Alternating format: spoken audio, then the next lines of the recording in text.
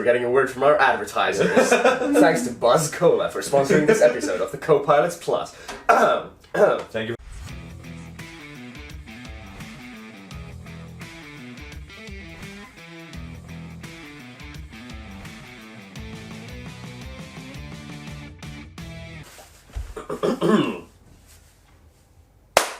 Welcome to the 8th episode of the Copilots podcast. I am still Topias. I am here joined by Vishwa and a special guest, our mutual friend Maurits. Welcome to the episode. Thank you. First guest on the Thank show. you. Yeah. How do you feel to have the honors? I'm honored, absolutely. This is the greatest podcast there is. So Nice. thank you. Nice. Thank you. Yeah. We're pleased to be having you here. Yeah. So as you can probably notice, today we are shooting from a special location, and we are actually in the far north of Lapland in Arctic Finland. We're doing a bit of a broski summer trip here, and there's definitely going to be some experiences that we're going to be discussing in this episode that we've Indeed. had and will be having in the next couple of days. Indeed. But We're I in the think, great Arctic Circle, somewhere really far up north. yeah, In Finland, of course. And Country of origin of Topias. indeed. Exactly. So he's And inviting us here. Another special occasion am. of today is that it is his birthday. Yeah. He's finally in his late 20s of 21 years old. So Indeed. Congratulations. Thank you. Congratulations as well. Thank you. Appreciate it. In honor of that and everything else, we're shooting this episode. It's a very Yeah. special place. We Very are. special. Yeah. Let's get into it. This is kind of a hint, like maybe. Yeah. Yeah. Funny thing, we actually made him buy these goggles as well because in honor of Copilots. Yeah. Yes. Yeah. I mean, it's very befitting for this very special occasion. Mm-hmm. It is indeed. But I think what our viewers must be wondering is, how did we get here? As in, you being our first guest, what gave you such an honor? How do we know each other? When did we become friends? Yes. So And- how we met each other, it's been a really good story. We went to the same high school. On the first episode, they introduced themselves as having gone to the same school in the Netherlands. Mhm. Now I come from the same school. We're high school friends. We stayed in touch regularly, see each other as part of three, and we just like to hang out, do fun stuff together. Personally, I do a different study. I do economics and business study at UvA. UvA is which university again for our international University of Amsterdam. Yeah. Yeah. So having a good time over there. Second year now, and that's about it. Nice. Yeah. Nice. Yeah. And we were in the same school in Hilversum, to remind you guys, in the International School of Hilversum. Yeah. And pretty much, I think we actually had an encounter in 10th grade, and then later on in 11th grade was really when all three of us got to know each other. Yeah. Due to school and certain classes like economics. Yeah, was one of exactly. them. I feel like it was especially senior year economics that really sort of bonded us together as a group of three. And Yeah. COVID-19. Actually, yeah, especially. that's true. That's true. Yeah, we spent a lot of evenings doing video calls with each other and Yeah. playing some shell shot. Yes, Yeah. that was good. Fish is still unbeatable, at least from Yeah. our group of three. Yeah. Prolet. Outside of the gaming, we also, in the summer of COVID, we did a lot of football actually. We did. At We the did. Nike Stadium Yeah. and certain maybe other stadiums maybe or Yeah, football pitches. Potentially. Yeah. Some swimming as well. It was good weather back then. Indeed. Yeah. Yeah, and we kind of just grew towards each other, and it was Mhm. like a really fun time. Yeah, it really was. It really was. Yeah, no, but Maurits, would you care to maybe tell a bit more about like your personal story? So, what brought you here? What's your ethnic background? Yeah, so Where you Brazil, half Brazilian, have a lovely mother from Brazil, love to go there. I try to visit there annually. Got a lot of friends over there. I come from the northeast of Brazil, Yeah. Nordeste. Just I loved seeing there, meeting my friends, family, and the people over there are really nice, very Yeah. welcoming, very warm. I love Brazilians. They're great. They speak Portuguese for the Yeah. ones out there that are wondering. Yeah. And thank you. Yeah, Good of course. question. And you've lived your entire life in the Netherlands, even though you're half Brazilian. Yeah. So lived the entirety of in the Netherlands. I am planning to do a study abroad over there. Yeah. Nice. So In Brazil? yeah, Nice. to be more in touch with also the finance of Brazil, so Oh, São interesting. Paulo. But I'll have to see about that. Yeah. That's cool. Which city would you be considering Brazil? São Paulo, because that's like the economic capital of Brazil, Yeah. and probably possibly the only place that's really like connected to the outside world as much. Yeah. If you go into the Nordeste, then it's very local economy. Right. Yeah. Right. Cool. And for any of the viewers who are students, how would you recommend the university, and maybe what do you think of it as it's going so far? UvA, you mean? Yeah, University of for- Amsterdam. Yeah. So what I think of UvA is that it's really nice, helpful university. It's really welcoming. Mhm. So everyone is really open to new ideas, new Mhm. perspectives. Yeah. It's also what I like. It's a little bit more on the theoretical side. I know this is maybe not for everyone, Mhm. but especially what I've noticed during economics and business economics is that it's more related to economics. So I can really like study more in depth. Progress more into my direction. Yeah. It allows you to grow into the future. So I really Yeah. like the University of UvA. I see. Awesome. That's cool. That's cool. Awesome. Yeah. So at the beginning, we were talking about like things that we've been doing as a trio in the past. Yeah. But maybe we can dive a bit deeper into all the adventures that we've done, because like we've known each other for like 4 or 5 years by now. So Indeed. there's been some indeed. fun stuff, even some trips abroad that we've done in that time span. Uh-huh. I think maybe first we could talk about this slight excursion that we did to the south of France to Yeah. visit Vish in Toulouse during his exchange. Indeed. Yes. I think about it was last December, I 2000 think January, but it doesn't January. matter. So it was still this year Yeah, in January, and these guys were visiting me when I was in Toulouse yeah, doing my minor abroad Mhm. exchange abroad, and I think you guys were there for a few days, and we Yeah. had fun in Toulouse. yeah, exactly. and You that got was to go sort to of this- one of the recent excursions we did as a trio. Yeah, exactly. We went to this aerospace museum, Yeah. and then we also got to meet some other mutual friends of ours during that trip. We also Yeah. did like a night in Paris with some of my friends. Mm-hmm. Yeah. And one really funny occurrence on that trip was the fact that a certain somebody forgot his phone from the entire trip. I still have They are very Yeah. impressed by it, how I managed to Yeah. survive without being for phone for 1 week. I still have great footage on my phone of this guy scanning his laptop to get into the train. Yes. Paris Gap. Yes. Oh my god. Yeah, Maurits and phones just don't gel together. You know? Yeah. There's always No, they something are shit. an amazing couple. One of those like couples that always come back together, and you just wonder how many times they can come back together again. Yeah. No, but I think that was our first trip abroad as a trio. Yeah. Yeah, no, like We have had some abroad with two of us and Yeah. stuff like this. indeed. Maybe indeed. ski trips and other is kinds true. of biking trips. Yeah. But yeah, that was one that's recent, which is interesting because we are on an excursion right now. as Yeah, we speak. exactly. Our Exactly. longest and furthest excursion as well. Yeah. Indeed, indeed. This is Yeah. day 4 of our excursion, I Yeah, think. indeed, indeed. Yeah. So, 4 days, I suppose. Yes, Indeed. So Yep. halfway through. So, but how did we actually get here? Maybe we can Yeah. talk about this. Yeah, so I guess as the trip organizer, this is like my cup of tea. So I decided to invite the guys to Finland. First going to Helsinki for a couple of days, just seeing the main attractions. Not the tourist traps because I'm a good guy, I'm a moral person, and we don't have infinite money. But Yeah. yeah, it's Copilots Plus. Check us out. Nice Already little shot shout. 3 episodes there, so Yeah.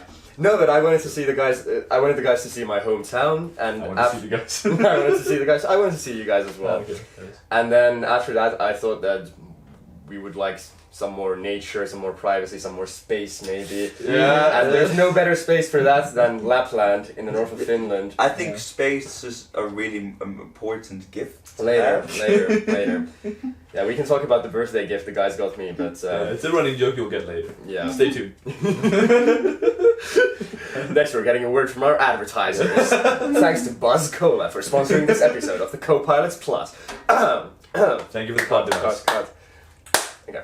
So yeah, yesterday we arrived to Lapland and we rented a car from Rovaniemi Airport, which is like 350 kilometers south from where we're at right now. Yeah. And we did like, I think 5 hours of driving through some national parks. We went to this really beautiful lake by this national park in central western Lapland. Yeah, Lake Pallas, I think. Yeah, indeed.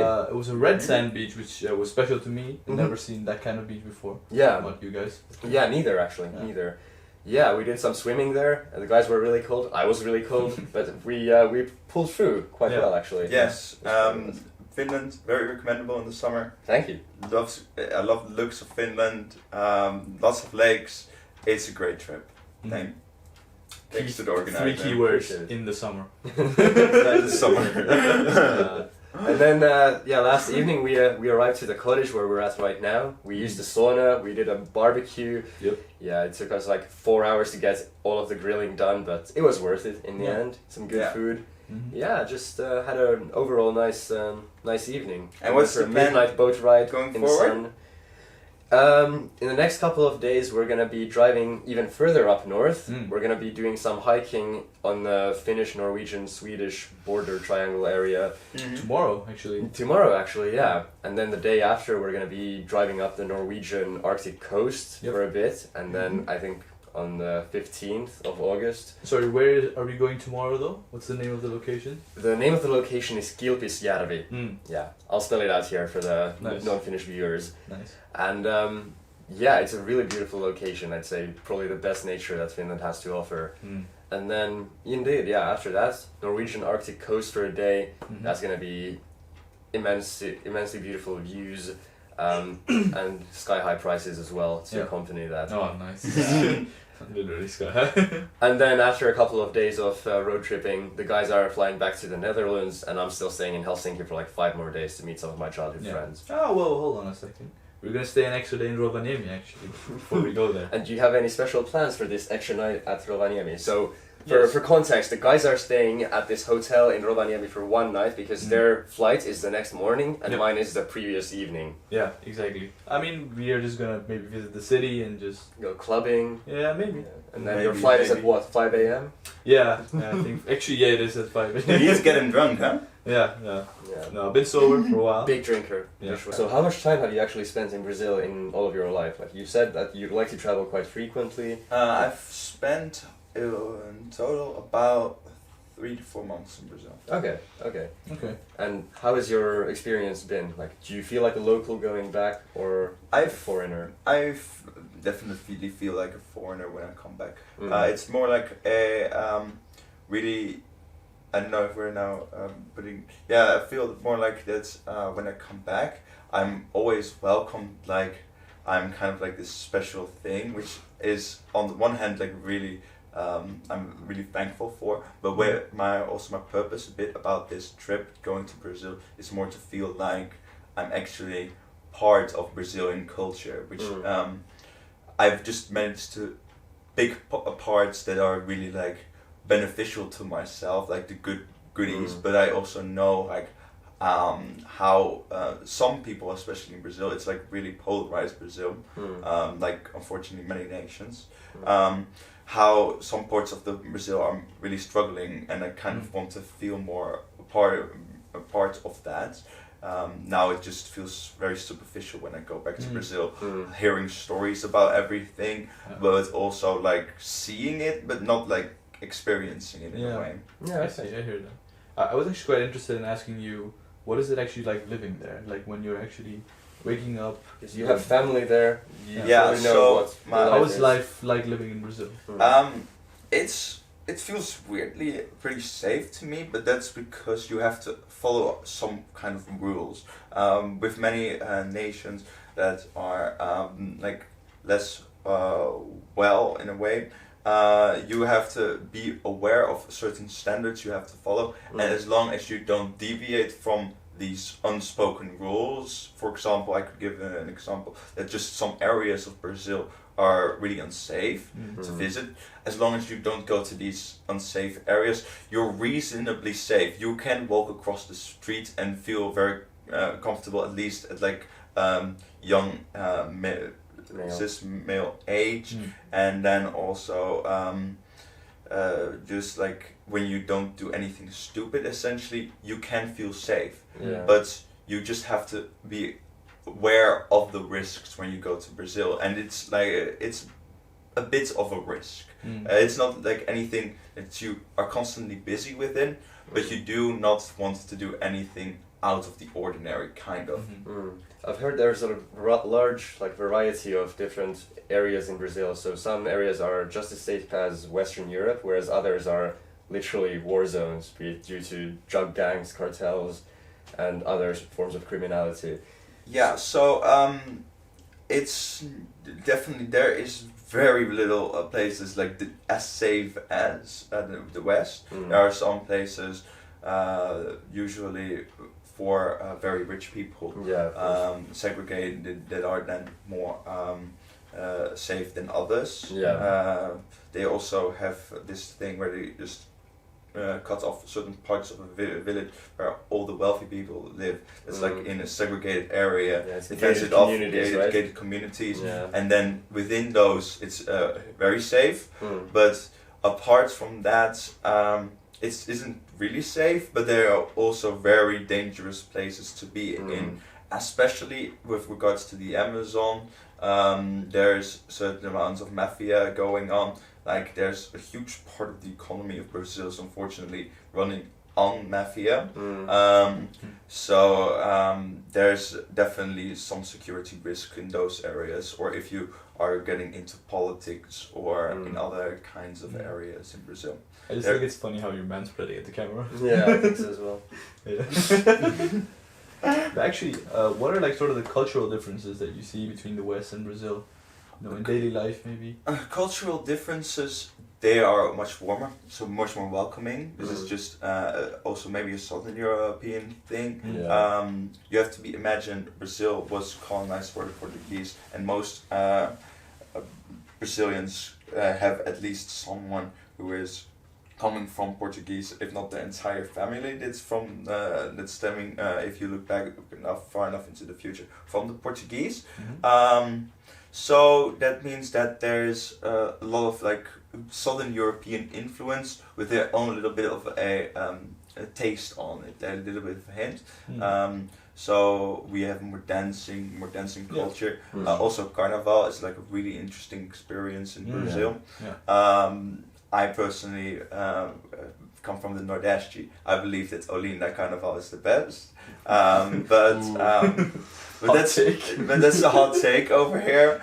Some people in Rio de Janeiro may think it's different, but I believe it's Olinda Carnival is the most intriguing and most welcoming experience for a foreigner, where the carnivals literally happened across the street, and where you can really be invited to like participate, where everything is happening on the streets of Brazil. Can you maybe pull your shirt down a little bit? Yeah, this thing is falling up. Yeah. How many times have you been to the carnival actually? I've just been once, so not a lot. Okay. Yeah, it's been a really, honestly, very mind-blowing experience for me. It was really welcoming, warm experience. If you go to Brazil, definitely Carnival is one of the must-sees in Brazil. It's when the entire nation transforms into this party on the streets. It's nowhere else you can experience like a street party like in Brazil. I believe also in São Paulo there's a different carnival. There's like 4 big ones: Rio de Janeiro, São Paulo, Salvador de Bahia, and Olinda. If you go to Salvador de Bahia, that's literally the awarded like the world's biggest street party. Definitely you got to experience. If you like parties, go to Brazil during Carnival. Yeah. Awesome. Must be a crazy experience.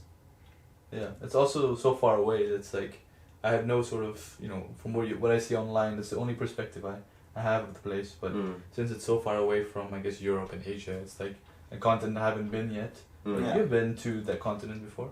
I've been to Chile once, but I feel like Chile is culturally rather different from Brazil. Yeah. I think it's wealthier, it was Spanish influence instead of Portuguese, and yeah, it's also on the west coast of the South Americas, so I think there's maybe more like Inca and mountain culture. Yeah. That's not to say that I'm an expert, but it's way more like the Spanish nations in Brazil are way closer aligned. I think Chile is closer aligned to like Mexico than is Brazil, kind of in a way, just by how their culture is operating, what kind of traditions, rituals they're following. Brazil has more, even though they're all Latin America, has more. Is closer aligned actually to Argentina, so and Portugal. So you're a fan of Messi? Well, in football it's completely different. That's just like Belgians and the Dutch. Pele, Neymar, Messi ranking right now. Pele, Neymar, and then Messi. Oh, in the Like same that. order. It's in the same order. I can respect that, sure. I like Messi, but okay. Messi's the GOAT. Messi's the goat. But yeah, that's interesting. Have you been anywhere near the Amazon? And if not, would you ever want to go in the Amazon? Yeah, so the Amazon, I was actually looking very recently into going there. Really? On my next trip or my trip after, I would really love to go to the Amazon. It is, what I've seen from the images, one of the most stunning places in the world you can visit to. There are many beautiful national parks, whether it's in the Amazon or places closer to the coastline of Brazil that are... Since you've been like spending like roughly 3 or 4 months of your life in Brazil, would you say that you still have any friends there, and how do you sort of maintain those friendships literally an ocean away? First of all, it's most of all is my family that I got those friendships through. I've got some recurring friends that are there that I just like see every time I go there.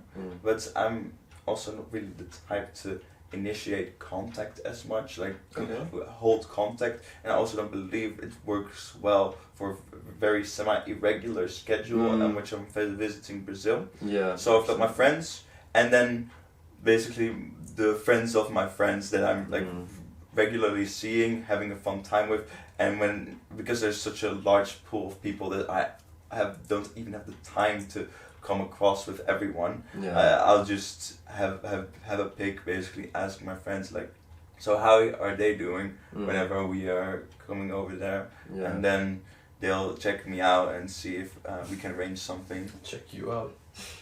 Did COVID have an influence on any of these friendship arrangements? No, because it was already, I just visited there right in 2020, just before COVID, so it barely made it scratch in my schedule of visiting there. Okay. You can imagine COVID happened in 2020, I went right in front of it. Yeah. Well, I would go there every 2 to 3 years anyways, so it's about time to kind get of perfect back there. Yeah. Yeah, I can't really relate with my Finland visits because I used to go like 2-3 times a year, and then when COVID hit, I literally didn't go for a full 1.5 years. And I'm hoping for that to be the longest period of me not visiting Finland in my entire life. Yeah. You have me on record for that now. Alright, so boys, what are we gonna do later today? We're gonna cut some wood! And by that you mean?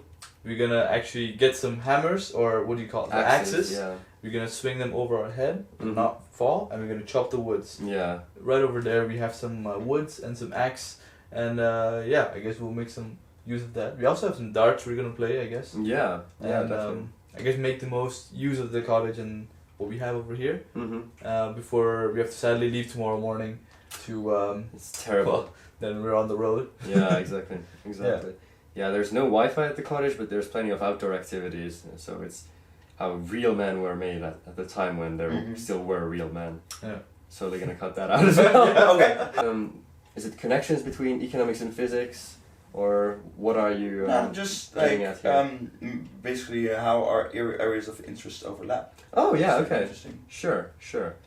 I think like some things that have sort of helped to bring us together as a group are mutual interests, because you know, Fish and I, we went to Delft straight after university. Straight after high school. Yeah. Whereas you went to first Maastricht and then Amsterdam for economics. No, but personally, I also am really interested into kind of like the physics areas. Those though I'm not really like specialized in the formulas that are involved with it. I'm just like really interested in the economics aspects of, for example, SpaceX. or other engineering, construction projects that are happening across the world. And I think and how do you then relate to like economics? Well, I used to study economics in high school. I greatly enjoyed it, and yeah, like the training that we get with Vishwa and TU Delft, it's very theoretical and heavy on the like hard sciences, but we don't really consider maybe the economics and project feasibility to the same extent as engineers would have to in the real world. So I think every now and then it's kind of nice to talk to somebody with a different perspective, such as yourself, that can maybe like relate things to the more real world money making or sometimes not money making context. Like but one of the things that's like econometrics is an interesting study which is really quite it overlaps math hard sciences as well and more less economics. I don't do econometrics. No, but just as a study, it is interesting one which it was actually a study that required the higher level mathematics and a lot of engineering related disciplines, I guess. So that's interesting, and a lot of the markets work on some interesting math. So that's the main parallel I see between it's mostly maths and economics, I would say. Not sure about the physics though. I think also what I can basically give to these guys is like a bit of direction, because it's really easy to focus on how the technical aspect of a project works, but sometimes you just need some kind of like direction on that's a really good project to focus on, and that's maybe a less optimal, that's what we use in economics, more optimal and less optimal, it's less concrete or discrete, everything. Less optimal object to focus on for if you want to do this as an advisor, you can have these benefits and these pros and cons, versus if you do this, you can have these pros and cons. That's basically what I love to do. Yeah. Also in life. Alright, thank you for joining us for the 8th episode of the Copilots podcast. This has been a special episode with our special guest, Maurits. And as per usual, you can follow us on Instagram, on YouTube, on Spotify. And thank you for your time. And this has been the Copilots signing out. Nice. That was pretty okay. Yeah, good outro.